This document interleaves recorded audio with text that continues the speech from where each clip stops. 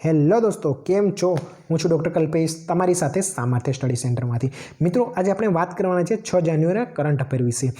આજના કરંટ અફેરમાં મેં 5 ટોપિક લીધા છે. એમાંથી પહેલો ટોપિક જે છે એ શું છે? Kochi Mangaluru natural gas pipeline. બીજો જે છે એ છે વુડન સેટેલાઇટ વિશે. ત્રીજો જે છે એ છે નેશનલ મેટ્રોલોજી કોન્ક્લેવ 2021 વિશે.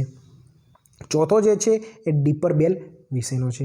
અને પાંચમો જે છે એ જે મલાલા યુસુફઝાઈ સ્કોલરશિપ એક્ટ વિશેનો છે. હવે આપણે પહેલા ટોપિક વિશે આગળ જઈએ. પહેલો જે ટોપિક છે Kochi Mangaluru natural gas pipeline વિશેનો છે. તમે આ હેડિંગ જોઈને જ ખ્યાલ આવી ગયો હશે કે આ એક ગેસ પાઇપલાઇન નાખવાની છે કોચી અને મેંગલુરુ વચ્ચે, એના વિશેનો ટોપિક છે. ઓકે, તો એ તો ખબર પડી ગઈ. હવે કોચી અને મેંગલુરુ તમે અહીં જોઈ શકો છો. કોચીથી માંડીને મેંગલુરુ નાખવાનું છે. કોચી જે આવેલું છે એ કેરળમાં આવેલું છે અને મેંગલુરુ જે આવેલું છે કર્ણાટકમાં આવેલું છે. ખાસ યાદ રાખજો. હવે જે આની લેન્થ છે એ કોચીથી માંડીને મેંગલુરુ સુધીની 450 છે. કેટલી છે? 450 છે. ઓકે, એ તો ખબર પડી ગઈ. પણ કોના દ્વારા નાખવામાં આવી આ પાઇપલાઇન? કોના દ્વારા? ગેલ. ક્રિસ ગેલ નહીં, વેસ્ટ ઇન્ડિઝવાળો. આ ગેલ કંપની છે ભારતની, એ ગેલ દ્વારા. ઓકે, કંપની દ્વારા. હવે વાત કરીએ, પાઇપલાઇન બી નખાઈ ગઈ, કેટલી લાંબી છે એ બી આપણે જોઈ લીધું. હવે એની કેપેસિટી શું છે? એક દિવસમાં એનું કામ શું છે? તો એની એક દિવસમાં એની જે ટ્રાન્સપોર્ટ કેપેસિટી જે છે એ 12 મિલિયન ક્યુબિક મીટર પર ડેની છે. એટલે કે એક દિવસની અંદર 12 મિલિયન ક્યુબિક એની ટ્રાન્સપોર્ટ કરી શકશે ગેસ. શું? પણ નેચરલ ગેસ. ઓકે, હવે આ જે પ્રોજેક્ટ હતો એ પ્રોજેક્ટ 2009માં લોન્ચ થયો હતો. ક્યારે? ખાસ કરીને યાદ રાખજો, 2009માં. અને પૂર્ણ ક્યારે થયો? 2020માં. અને હાલ શા માટે ચર્ચામાં છે? આપણા પીએમ જે છે, પીએમ સાહેબ મોદી સાહેબ દ્વારા, એમના દ્વારા 5મી જાન્યુઆરી એટલે ગઈકાલના રોજ એનું ઉદ્ઘાટન કરવામાં આવ્યું હતું. એટલા માટે આ પ્રોજેક્ટ લોન્ચમાં આવ્યો હતો. હવે અહીં તમે જોઈ શકો છો કે 2009માં એનું લોન્ચ થયું હતું અને 2020માં એ પૂર્ણ થયો. મતલબ કે 11 વર્ષનો લાંબો સમયગાળો લાગ્યો. આટલો બધો આ પ્રોજેક્ટ પૂરો કરવામાં શા માટે સમયગાળો લાગ્યો? કંઈક તો રીઝન હશે ને, શા માટે આટલો બધો સમયગાળો લાગ્યો? તો એના માટેના રીઝન પર આપણે ચર્ચા કરીએ. સૌથી પહેલું તો કોઈ પણ પ્રોજેક્ટ હોય તો એને આપણે લેન્ડ જોઈએ, એટલે કે જમીન જોઈએ. સૌથી પહેલો તો વિરોધ ત્યાંના કેટલાક લોકોનો જ થયો. કેટલાક પછી એ જે જગ્યાએથી આ પ્રોજેક્ટ જતો હતો, પાઇપલાઇન જતી હતી, ત્યાં કેટલાક જંગલો આવતા હતા, એટલા માટે કેટલાક પર્યાવરણ પ્રેમીનો પણ વિરોધ હતો. આવા અનેક વિરોધો હતા. એની અંદર મેઇન એક મેજર એ વસ્તુ હતું કે ત્યાંની જે જિયોગ્રાફિકલ જે સ્ટ્રક્ચર જે છે એનામાં સૌથી વધારે સમયગાળો લાગ્યો. જિયોગ્રાફિકલ સ્ટ્રક્ચર મતલબ કે ત્યાં જે અહીં તમે જોઈ શકો છો, કોચીથી મેંગલોર જતી વખતે, આ કોચીથી મેંગલોર જતી વખતે અહીં ઘણી બધી નદીઓ આવેલી છે, તળાવ આવેલા છે.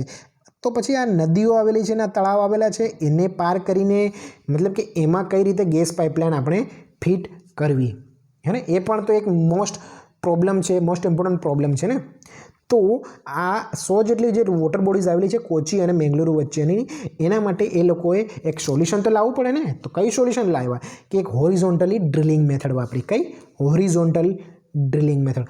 તો પછી શું સાહેબ, કે તમે ઘણા મનમાં થતું હશે કે હોરિઝોન્ટલ ડ્રિલિંગ મેથડ એટલે શું, હે ને? આ ટર્મિનોલોજી ખબર નહીં પડી. તો ચલો જોઈએ. આપણા ઘરમાં બોર થતા તો જોયો જ હશે. દરેકના ઘરમાં બોર હશે જ મોસ્ટ ઓફલી, અને દરેકે જોયો હશે એવું હું માની જ લઉં છું. ઓકે, તો આ બોર જે છે એ આ રીતનો નીચો થાય, આ રીતને જમીનમાં થાય ને આ રીતે. તો એને શું કહેવાય? વર્ટિકલ. શું કહેવાય? Vertical drilling method. આ કયો કહેવાય? Vertical drilling method. ઓકે, જે નીચે જમીનમાં થાય વર્ટિકલ રીતે. અને હોરિઝોન્ટલ રીતે એટલે કે કહેવાનો મતલબ કે ચલો એઝમ્પશન કરી લઈએ આપણે કે આ નદી છે કે તળાવ છે, આ રીતનું છે. ઓકે, તો આ જે ગેસ પાઇપલાઇન છે એ અહીંથી માંડીને આ રીતે પસાર કરવામાં આવશે. કઈ રીતે? આ રીતે ગેસ પાઇપલાઇન પસાર કરવામાં આવશે, એટલે કે હોરિઝોન્ટલી રીતે. અને ટિપિકલ એટલે આ રીતે.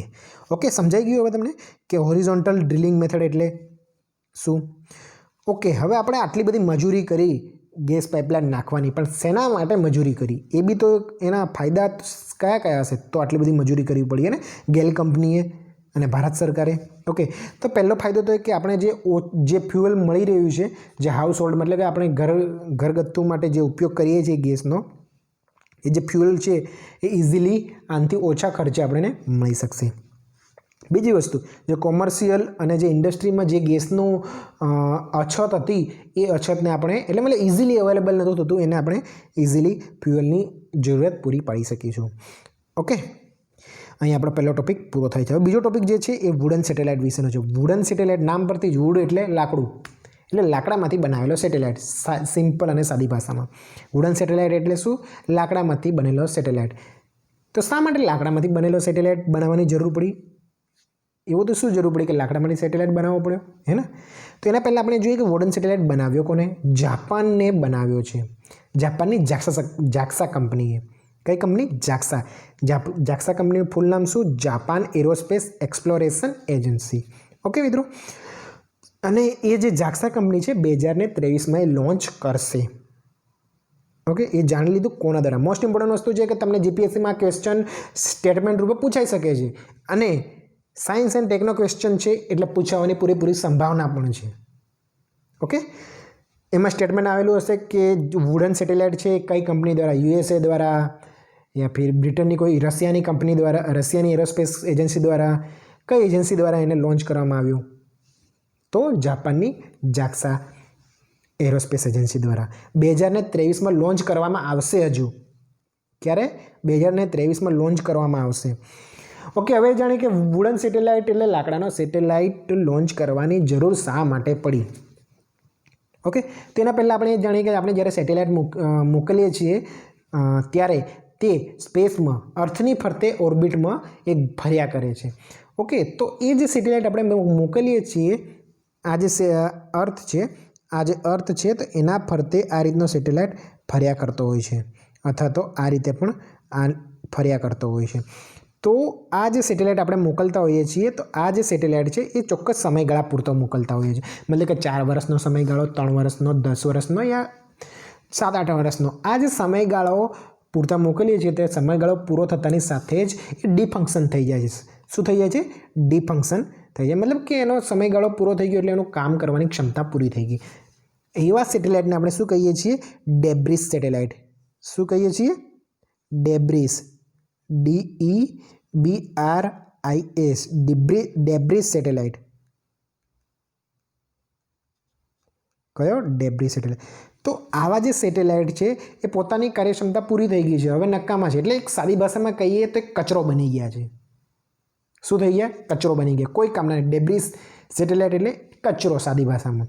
તો આવા જે છે હાલ અત્યાર સુધીમાં વાત કરીએ તો વર્લ્ડ ઇકોનોમિક ફોરમનો રિપોર્ટ પ્રમાણે હાલમાં 6000 જેટલા સેટેલાઇટ અર્થની ફરતે ફરી રહ્યા છે. ઓકે, પણ એ 6000 સેટેલાઇટમાંથી 60% જે છે એ ડીફંક્શનલ થઈ ગયા છે, એટલે કે ડેબ્રિસ સેટેલાઇટ બની ગયા છે. 60% એટલે 3500 જેવા મિત્રો. તો વિચાર કરો કે જે 3500 જેવા તો કામના જ નથી, જેમની અવધિ પૂરી થઈ ગઈ છે, તો એમનેમ જ ફર્યા કરે છે, એનું કંઈ કામ નથી. અને બીજું વસ્તુ એ કે ફર્યા તો કરે જ છે, પરંતુ એ બીજાને પણ નુકસાન કરે છે. ક્યારેક બીજાને. હમણાં લાસ્ટ યરના ન્યૂઝ હતા આઈ થિંક તો કે ઇન્ટરનેશનલ સ્પેસ સ્ટેશન જે છે એ સ્પેસ સ્ટેશનને જે આ ડેબ્રિસ સેટેલાઇટ છે એમના દ્વારા નુકસાન પહોંચાડ્યું હતું. આઈ થિંક એવા કંઈક ન્યૂઝ હતા. તો જ્યારે આવા જે સેટેલાઇટ હોય છે તો એ સેટેલાઇટનું સોલ્યુશન શું? કે આપણે એ જે કામ એમનું પૂરું થઈ ગયું તો એના પછી જે કચરો આપણા સ્પેસમાં ભરાતો જ જાય છે, તો પછી એનું સોલ્યુશન શું છે, હે ને? તો એના માટે જાપાને વુડન સેટેલાઇટ બનાવ્યો છે. કેમ કે 2028 સુધીમાં વર્લ્ડ ઇકોનોમિક ફોરમનો ટાર્ગેટ છે કે 15,000 જેવા સેટેલાઇટ, કેમ કે હવે બધા જ દેશો સેટેલાઇટ બનાવવા માંડ્યા છે. હવે તો એ તો છોડો, કેટલાક ઉદ્યોગપતિઓ પણ પોતાના સેપરેટ સેટેલાઇટની ડિમાન્ડ બનાવવાની વાત વિચારી રહ્યા છે. તો વિચાર કરો કે સ્પેસમાં કેટલા બધા સેટેલાઇટ થઈ જશે, હે ને? સ્પેસ સેટેલાઇટ એટલે કે પોતાનો જે એમનું કાર્યક્ષમતા પૂરી થઈ ગઈ છે, પણ પોતાની ઓર્બિટની ફરતે તો ફર્યા જ કરે છે. એટલે કે જે આપણા જે કાર્યરત સેટેલાઇટ છે જે અત્યારે ઉપયોગમાં ચાલે છે, ઓકે, તેમને નુકસાન પહોંચાડે. એટલે મતલબ કે ફરતા હોય તો ત્યારે એમના સાથે અથડાઈ જાય છે, અથવા તો આપણું જે સ્પેસ સ્ટેશન છે ઇન્ટરનેશનલ સ્પેસ સ્ટેશન એની સાથે અથડાઈ જાય. તો આ જે કામના નથી, એમની અવધિ પૂરી થઈ ગયા છે અને એવા સેટેલાઇટ નુકસાન કરી બેસે. તો આના માટેનું સોલ્યુશન જાપાને એ વિચાર્યું છે કે આપણે લાકડાનો સેટેલાઇટ લોન્ચ કરીશું સ્પેસમાં. એનો જે સમયગાળો હશે એ સમયગાળો પૂરા થતાની સાથે જ આપોઆપ એ બળી જશે, આપોઆપ એ નાશ પામશે. એટલે કે કોઈને નડશે નહીં. જાણો કે બીજા જે અત્યારે કાર્યરત સેટેલાઇટ હશે એ કાર્યરત સેટેલાઇટને અથડાશે નહીં, કેમ કે આપોઆપ બળી જશે એટલે એનું અસ્તિત્વ જ નાબૂદ થઈ જશે. અને બીજું વસ્તુ કે એન્વાયરમેન્ટને પણ નુકસાન થશે નહીં. એટલે કે સ્પેસમાં જે કચરો ઠલવાઈ રહ્યો છે કચરો ઠલવાઈ રહ્યો એવો તો આપણે ન બોલી શકીએ, બટ એને અવધિ પૂરી થયા પછી તો કહી શકીએ કે આપણે એ જે કચરો બની રહ્યો છે તો એના માટે સોલ્યુશન વુડન સેટેલાઇટ તરીકે જાપાને વિચાર્યું છે એવું આપણે માની શકીએ છીએ. ઓકે, આના રિલેટેડ આપણે એક પ્રોજેક્ટ વિશે ચર્ચા કરી લઈએ ખાસ એક્સ્ટ્રા તરીકે, કે આપણે આગળ પૂછાઈ પણ શકે છે અને ના પણ પૂછાય, તો પણ એક વખત આપણે ચર્ચા કરવી જરૂરી છે. પ્રોજેક્ટ નેત્રા વિશે. પ્રોજેક્ટ નેત્રાનું ફૂલ ફોર્મ શું છે? Network for space object tracking and analysis. મતલબ કે નેટવર્ક કોનું? સ્પેસમાં જે ઓબ્જેક્ટ આવેલા છે એમનું, અને એ ઓબ્જેક્ટનું ટ્રેકિંગ કરવાનું અને એનાલિસિસ કરવાનું. ટ્રેકિંગ એટલે શું? ટ્રેકિંગ કરવાનું આ જે ઓબ્જેક્ટ છે એ કાર્યરત છે કે નહીં, અથવા તો એનાલિસિસ કે આ જે ડેબ્રિસ સેટેલાઇટ બની ગયા છે એ સેટેલાઇટ અત્યારે કાર્યરત સેટેલાઇટને કે સ્પેસ સ્ટેશનને નુકસાન કરશે કે નહીં, આ બધી જ ટ્રેક કરવાનું અને એનાલિસિસ કરવાનું કામ આ પ્રોજેક્ટ નેત્રા હેઠળ ચાલુ કરવામાં આવ્યું છે મિત્રો. હવે તે પ્રોજેક્ટ નેત્રા છે કોના દ્વારા લોન્ચ કરવામાં આવ્યો છે? ખાસ યાદ રાખજો, ઇસરો દ્વારા લોન્ચ કરવામાં આવ્યો છે. અને આ એક વોર્નિંગ સેટેલાઇટ છે મિત્રો, જે ડિટેક્ટ કરશે. ઓકે, અહીં આપણો બીજો ટોપિક પૂરો થાય છે. હવે ત્રીજો જે ટોપિક છે એ છે નેશનલ મેટ્રોલોજી કોન્ક્લેવ વિશે 2021નો. શા માટે ચર્ચામાં છે? કે આપણે પીએમ મોદી દ્વારા અહીં સ્પીચ આપવામાં આવી હતી, એના માટે આ કોન્ક્લેવ ચર્ચામાં છે. આ કોન્ક્લેવ કોના દ્વારા ઓર્ગેનાઇઝ કરવામાં આવ્યો હતો? નેશનલ ફિઝિકલ લેબોરેટરી, ન્યૂ દિલ્હીની નેશનલ ફિઝિકલ લેબોરેટરી આવેલી છે એના દ્વારા આ ઓર્ગેનાઇઝ કરવામાં આવ્યો હતો. આ જે લેબોરેટરી છે એ council of scientific and industrial રિસર્ચની આ એક લેબ છે. ઓકે, હવે એની થીમ વિશે જોઈએ તો metrology for inclusive growth of the nation. મતલબ કે અત્યારે હમણાં જ પીઆઈનું પેપર ગયું છે, એની અંદર બી થીમ પૂછાઈ હતી, એક ક્વેશ્ચન થીમ વિશેનો. એટલે ખાસ યાદ રાખજો કે નેશનલ મેટ્રોલોજી કોન્ક્લેવ 2021 શું છે? કે આ જે કોન્ક્લેવ હતો એ કોન્ક્લેવ કોના દ્વારા? નેશનલ ફિઝિકલ લેબોરેટરી જે છે ન્યૂ દિલ્હીમાં આવેલી એના દ્વારા ઓર્ગેનાઇઝ કરવામાં આવ્યો હતો. અને આ જે લેબોરેટરી જે છે કાઉન્સિલ ઓફ સાયન્ટિફિક ઇન્ડસ્ટ્રીયલ રિસર્ચની આ લેબ છે. ઓકે, ખબર પડી ગઈ. હવે એની થીમ છે, મોસ્ટ ઇમ્પોર્ટન્ટ વસ્તુ છે એની થીમ છે, એ પૂછવાની ખાસ શક્યતાઓ છે કે metrology for inclusive growth of the nation, આ એની થીમ છે. ઓકે મિત્રો, હવે બીજું કે નેશનલ એટોમિક ટાઈમ સ્કેલ, ભારતીય નિર્દેશક દ્રવ્ય અને નેશનલ એન્વાયરમેન્ટલ સ્ટાન્ડર્ડ લેબ, આ ત્રણને આ કોન્ક્લેવ ડેડિકેટ કરે છે મિત્રો. હવે અહીંથી પ્રશ્ન પૂછાય તો કઈ રીતે પૂછાય? આપણે અહીં 3 કે 4 સ્ટેટમેન્ટ આપેલા હશે કે કોના દ્વારા ઓર્ગેનાઇઝ કરવામાં આવી છે, એની થીમ શું હતી, યા ફિર કયા 3ને ડેડિકેટ કરવામાં આવ્યું છે. બસ આ ક્વેશ્ચન પૂછાઈ શકે છે. ઓકે, હવે આપણે જોઈએ ચોથો ટોપિક. ચોથો જે ટોપિક જે છે એ ડીપોર બિલ વિશેનો છે. શું છે? ડીપોર બિલ. ડીપોર બિલ શા માટે ન્યૂઝમાં છે? તો હવે જોઈએ કે ડીપોર બિલ જે છે એ આસામની એકમાત્ર રામસર સાઇટ છે. શું છે? આસામની ગુવાહાટીમાં આવેલી, ક્યાં આવેલી છે? ગુવાહાટીમાં આવેલી એકમાત્ર રામસર સાઇટ છે. એને રામસર સાઇટ ક્યારે ઘોષિત કરવામાં આવી હતી? 2002માં. ખાસ યાદ રાખજો, સ્ટેટમેન્ટ આવેલું હશે કે ડીપોર બિલ શું છે. યુપીએસસી અને જીપીએસસીમાં આવા જ ક્વેશ્ચન પૂછાય છે કે જે થોડા ઓકવર્ડ ટાઈપ લાગતા હોય નામો. જેમ કાલે કીધું હતું એ રીતે, કાલે શું કીધું હતું મેં તમને? પોંગ ડેમ વિશે. પોંગ ડેમ વિશેના નામ સાંભળીને જ ઘણા બધાને લાગે કે નોર્થ ઇસ્ટર્ન એરિયામાં જ ક્યાંક આવેલું હશે, પણ એનું બીજું નામ શું હતું? બિયાસ ડેમ. એ જ રીતે ડીપોર બિલ જે છે એ રામસર સાઇટ છે, આસામમાં ગુવાહાટી જિલ્લામાં આવેલી છે અને 2002માં એને ઘોષિત કરવામાં આવી હતી રામસર સાઇટ તરીકે. ઓકે, અત્યારે શા માટે ચર્ચામાં છે? કેમ કે રામસર સાઇટ જે છે એ રામસર સાઇટ એટલે કે વેટલેન્ડ. તો વેટલેન્ડની જે ફિશિંગ કરે છે, મતલબ કે જે માછીમારી કરે છે એના પર પ્રતિબંધ લાદવામાં આવ્યો છે. એટલા માટે હાલમાં ન્યૂઝમાં છે. ઓકે, તો વેટલેન્ડ છે તો એ વેટલેન્ડની ફરતે ફિશિંગ છે, ખોદકામ છે, એટલે ખનન વિધિઓ છે અને કન્સ્ટ્રક્શન છે. આવી પ્રવૃત્તિઓ ચાલવાને લીધે આ જે રામસર સાઇટ છે, રામસર સાઇટનો પોતાની જે લેન્થ છે એ દિવસે ને દિવસે ઘટતી જાય છે, શ્રિંક થતી જાય છે. એટલે કે દિન પ્રતિદિન એને ઘટતી જાય છે. શાના લીધે? ફિશિંગના લીધે, માછીમારીના લીધે, ખનન ખોદકામને લીધે, કન્સ્ટ્રક્શનને લીધે, બાંધકામને લીધે, એના લીધે આ બધી જે વેટલેન્ડની સાઇઝ જે છે દિન પ્રતિદિન ઘટતી જાય. આના લીધે ફિશિંગ પર પ્રતિબંધ મૂકવામાં આવ્યો છે કે વેટલેન્ડ જે છે એ એની સાઇઝમાં ઘટાડો થઈ શકે નહીં મિત્રો. હવે વાત કરીએ રામસર સાઇટ વિશે.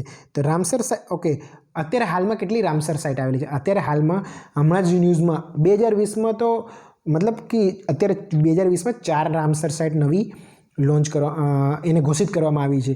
એની સાથે અત્યારે હાલમાં 42 રામસર સાઇટ આવેલી છે. કેટલી? 42 રામસર સાઇટ આવેલી છે. 2020માં 4 રામસર સાઇટ ઘોષિત કરવામાં આવી હતી. એમાં પહેલી હતી એ કાબરતાલ લેક બિહારમાં, કઈ જગ્યાએ? બેગુસરાઈ ખાતે. સુર સરોવર યુપીમાં આગ્રા ખાતે. લોનાર ઝીલ અથવા તો લોનાર લેક કહેવામાં આવે છે એ કઈ? મહારાષ્ટ્રમાં બુલધાણા ડિસ્ટ્રિક્ટમાં. અને સોકર લદ્દાખમાં લેહમાં. છેલ્લે કઈ? સોકર. ત્યાં 2 વોટર બોડીઝ આવેલી છે લદ્દાખમાં. ઓકે, એની સાથે આપણે કહી શકીએ 42 રામસર સાઇટ આવેલી છે. સિમ્પલી વસ્તુ. હવે જોઈએ આપણે રામસર સાઇટ શું છે. રામસર સાઇટ એટલે શું? તો 1971માં ઈરાનનો જે રામસર સિટી જે છે એ કાસ્પિયન સમુદ્રના કિનારે આવેલું છે. એ સિટીમાં એક વેટલેન્ડ ઉપર કન્વેન્શન યોજાયું હતું. એટલે આ કન્વેન્શન રામસરમાં યોજાયું હોવાથી એને રામસર કન્વેન્શન તરીકે ઓળખવામાં આવે છે. અને આ કન્વેન્શનમાં વેટલેન્ડ ઉપર કેટલાક નિયમો બનાવવામાં આવ્યા હતા. અને એ નિયમો અંતર્ગત કે આ રામસર સાઇટ એના ઇમ્પોર્ટન્સ શું આપવું, કંઈની જાળવણી માટે શું શું પ્રયત્નો કરવા, આ બધી વસ્તુની ચર્ચા કરવામાં આવી હતી આ કન્વેન્શનની હેઠળ. એટલા માટે રામસર સાઇટ કહેવામાં આવે છે. ઓકે, અથવા તો એને રામસર સંધિ પણ કહેવામાં આવે છે. હવે જે આ છે એ ઇન્ટર ગવર્મેન્ટલ સંધિ છે. કઈ છે? ઇન્ટર ગવર્મેન્ટલ સંધિ છે. હવે આ સંધિ જે છે 1971માં એને સ્થાપના કરવામાં આવી હતી, પરંતુ એને લાગુ 1975માં કરવામાં આવ્યું હતું. ફોર્સ કરવામાં આવ્યું હતું, એટલે કે લાગુ 1975માં કરવામાં આવ્યું હતું. હવે રામસર સાઇટ મળવાથી ફાયદો શું થાય? હે ને, રામસર સાઇટ ઘોષિત તો કરી દીધી. પહેલી વસ્તુ તો કે રામસર સાઇટ ઘોષિત કરવાથી આપણું જે ટુરિઝમ છે, ભારતનું ટુરિઝમ એ વધશે. પહેલો ટોપિક. બીજો ટોપિક કે એને આપણે જાળવણી માટે આપણને ફંડ મળશે. એ બીજો ટોપિક. હે ને, હવે અનેક ફાયદાઓ છે કે રામસર સાઇટ ઘોષિત થવાથી એ ત્યાંના ટુરિઝમને છે, ત્યાંની જે પ્રજા છે એમનામાં જે પોતાની જે આવક છે એમાં વધારો થશે, ટુરિઝમ વધશે. એટલે આવા અનેક પોઈન્ટ છે, એના ફાયદાઓ છે મિત્રો. ઓકે, અહીં આપણે પ્રશ્ન પૂછાય તો પૂછાય ક્યાંથી? તો અહીં પ્રશ્ન આપણે પૂછાય કે દીપોર બીલ શું છે, ક્યાં આવેલી છે, ક્યારે ઘોષિત કરવામાં આવી હતી, શા માટે પ્રતિબંધ લાગવામાં આવ્યો છે, આ બધી વસ્તુ. ઓકે, અને ખાસ કરીને આ જે 4 રામસર સાઇટ છે એ મોસ્ટ ઇમ્પોર્ટન્ટ છે કે છેલ્લી 4 રામસર સાઇટને જોડકા સ્વરૂપે પણ પૂછાઈ શકે છે. હવે જે છેલ્લો ટોપિક જે છે એ મલાલા યુસુફઝાઈ સ્કોલરશિપ એક્ટ વિશેનો છે. ખાસ યાદ રાખજો. મોસ્ટ શું કહેવાય કે ડિફિકલ્ટ તો નહીં, બટ થોડો અગવડતા ભર્યો છે કે તમે સમજશો એટલે ઓટોમેટિકલી ખબર પડી જશે એને. કે મલાલા યુસુફઝાઈ સ્કોલરશિપ એક્ટ જે છે એ કોના માટે છે? પાકિસ્તાનની વુમન્સ માટેનો છે. પાકિસ્તાનની વુમન્સ માટેનો, પણ કોને લોન્ચ કર્યું છે સ્કોલરશિપ સ્કીમ? USA દ્વારા. શેના દ્વારા? USA દ્વારા. ઓકે, હવે પહેલાં સૌપ્રથમ એ જોઈએ કે મલાલા યુસુફઝાઈ કોણ હતા. એ મલાલા યુસુફઝાઈ જે હતા એ પાકિસ્તાનના ફિમેલ પાકિસ્તાની એક્ટિવિસ્ટ હતા, જેને તાલિબાનની સામે એજ્યુકેશન માટે, વુમન એજ્યુકેશન માટે એ લડત લડતા હતા. તો તાલિબાનો એ લોકોને એમને એ જે લેડી હતા એ લેડીને ગોળી પણ મારી દીધી હતી. અને આખરે એમને બ્રિટનમાં યુકેમાં એમને દાખલ કરવામાં આવ્યા હતા. એટલે કહી શકાય કે આપણે યંગેસ્ટ સૌથી નાની ઉંમરે એમને નોબેલ પ્રાઇઝ પણ મળેલો છે મિત્રો. ખાસ યાદ રાખજો. મલાલા યુસુફઝાઈ છે તો એમના નામ પર જ આ સ્કોલરશિપ એક્ટ દાખલ કરવામાં આવ્યો છે, ઘોષિત કરવામાં આવ્યો છે. જે હતા એ પાકિસ્તાનના હતા. એટલા માટે જ એમને પાકિસ્તાનની વુમન્સ, એમના નામ પરથી જ પાકિસ્તાની વુમન્સને USA દ્વારા સ્કોલરશિપ આપવામાં આવશે. શેના માટે સ્કોલરશિપ આપવામાં આવશે? હાયર એજ્યુકેશન માટે. પાકિસ્તાનની જેટલી પણ વુમન્સ છે એમને હાયર એજ્યુકેશન માટે USA સ્કોલરશિપ આપશે. USAમાં કોણ આપશે? USAની ઇન્ટરનેશનલ ડેવલપમેન્ટ જે બોડી છે USAID, એ USAID દ્વારા આ સ્કોલરશિપ પૂરી પાડવામાં આવશે મિત્રો. ઓકે મિત્રો, અહીં આપણા જે 5 ટોપિક જે છે એ પૂર્ણ થાય છે. ઓકે, એટલે આજના કરંટ અફેર્સ અહીં આપણે સમાપ્ત કરીએ છીએ. હવે કાલે મળીશું ફરીથી કાલના કરંટ અફેર્સ સાથે. ત્યાં સુધી જય હિન્દ મિત્રો.